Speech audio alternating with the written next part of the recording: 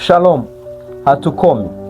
Katika klipu zilizopita nilizungumzia umuhimu wa kutafakari na matokeo yake katika maisha ya kawaida na maisha ya mafanikio kwa ujumla.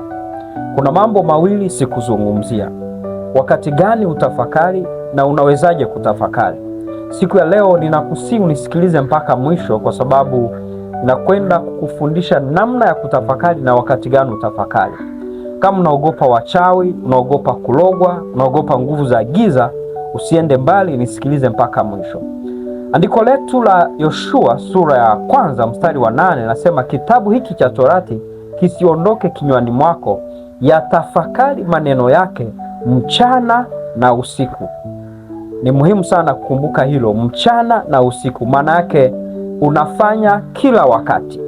Sina maana kwamba usifanye kazi zako, au kama unafanya kazi ambayo inakubidi utumie akili, uache kufanya hiyo kazi.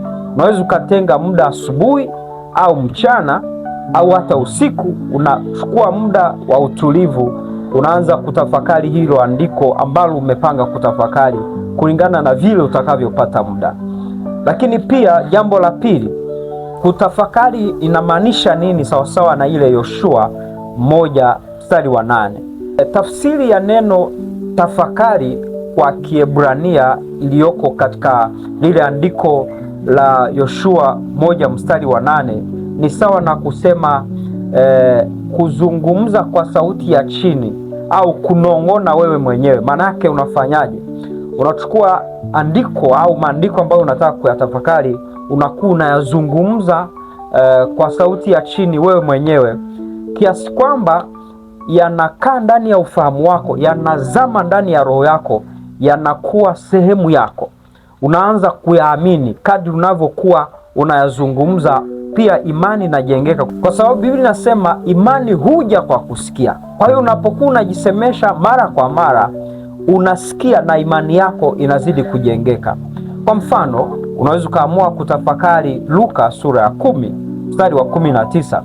Neno la Mungu nasema, tazama nimewapa amri ya kukanyaga nge na nyoka na nguvu zote za yule mwovu, wala kuna kitakacho wadhuru. So wakati unatafakari hilo andiko, unaanza kulifikiria zaidi. Sema, kumbe Mungu amenipa amri ya kukanyaga nguvu zote za giza, nguvu za wachawi, nguvu za waganga, nguvu zote za mashetani. Kumbe nina uwezo wa kuzikanyaga, maana yake ziko chini yangu. Kwa hiyo unavyokuwa unalitafakari hiyo andiko, imani yako inajengeka. Unaanza tena kuto kuogopa, hauogopi tena wachawi au waganga, kwa sababu unajua wako chini yako.